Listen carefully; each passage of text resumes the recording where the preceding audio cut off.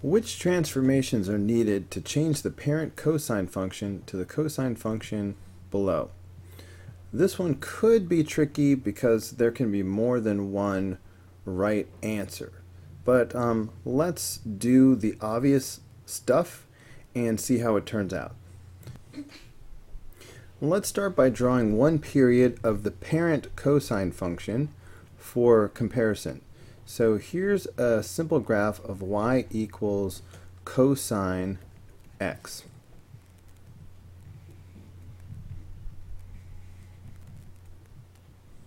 All right, cosine has an amplitude of 1, so that means it's going to go up 1 and down 1. The parent function has a period of 2 pi, so that's how long it will be before it starts to repeat. So I always use 4 markings when I do my basic graph. So this is halfway, so this should be pi. That means this is half of that, so this would be pi over 2. But you know what? Look, they only have pi and 2 pi, so maybe I won't even mark these ones in between. Okay, and the cosine function, the parent function, starts up high, and then it goes down to the midline, and then it drops down to the low point, and then it goes back to the midline, and then it goes back to its highest point again. So that's why the parent function of cosine looks like this.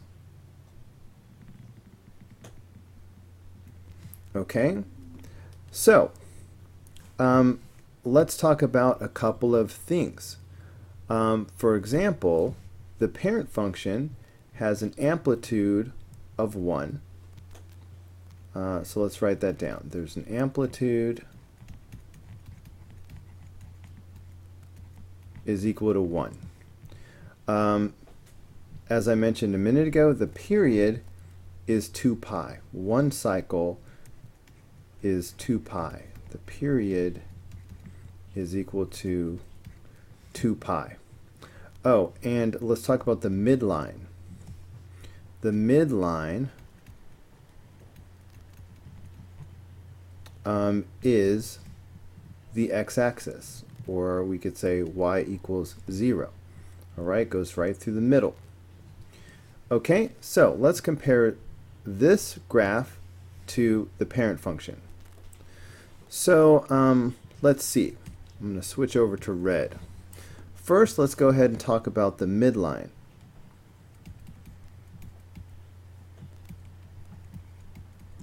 Don't know why my L is so crooked. Okay, that's going to bother me.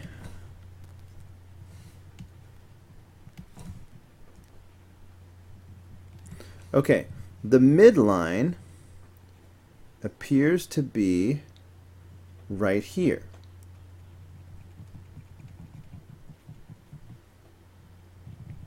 All right, the midline appears to be y equals -1. In other words, there is a shift down 1. Okay, let's check out the amplitude. All right, so this graph, it seems to go up 2 units and down 2 units. So the amplitude is 2.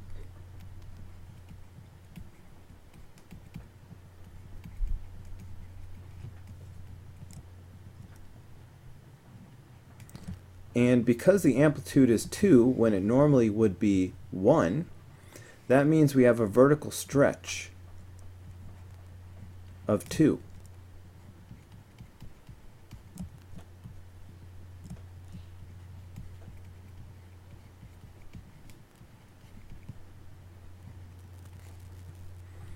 Okay, and finally let's talk about the period.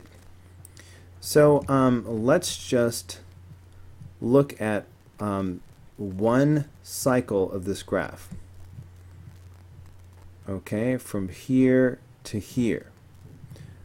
Well, normally one cycle of the graph is 2 pi. But this, from here to here, is 1 pi. Now this period seems to be about half that. Okay, in fact, I can see that there are 2 cycles inside of pi. So that means that this period, which is half of pi, in other words, is pi over 2.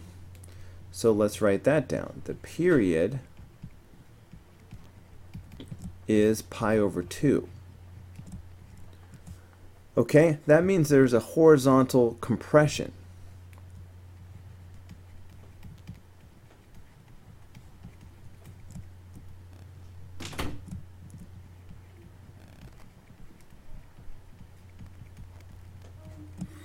Okay, now let's search these words and look for these things. Okay, let's see. Vertical stretch of 2. Okay, that's one of the things that we wanted. We want a vertical stretch of 2. This one says vertical compression of 2. So that's out. Okay. This one says, you know what, are these all together? Okay, because I have the little dots covered up, it's hard for me to see which are the answers. I think these are all paired up.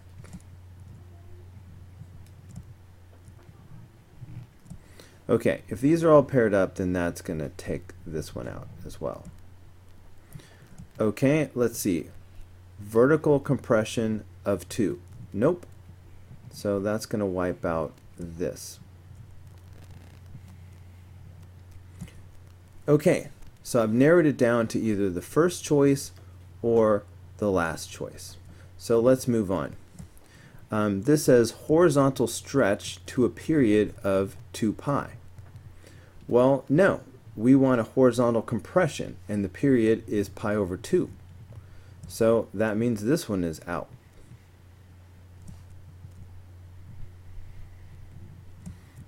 Okay. So now let's look at this one. Horizontal compression, period of pi over 2. So that's good. All right. I see this business about a phase shift, pi units to the right. I'm going to ignore that for a minute because I've already eliminated everything else. So let me just check the obvious stuff here. So vertical shift of 1 unit down. Okay, down 1 unit. Everything matches. We've already eliminated the other. So even if I ignore this one that's a little bit more ambiguous, shall we say, I already know this is the answer. So let's go ahead and check it out. And sure enough, this is the answer. Okay, now when they talk about a phase shift of pi units to the right, well, you wouldn't really be able to tell that by looking to this graph. Because if you shift pi units to the right, it still ends up starting back where you started from anyway. It's going to look the same if you move it pi units to the right. It starts over at pi anyway. So that's why this little piece right here doesn't really tell us anything. All right, but everything else allowed us to really narrow it down and find the answer.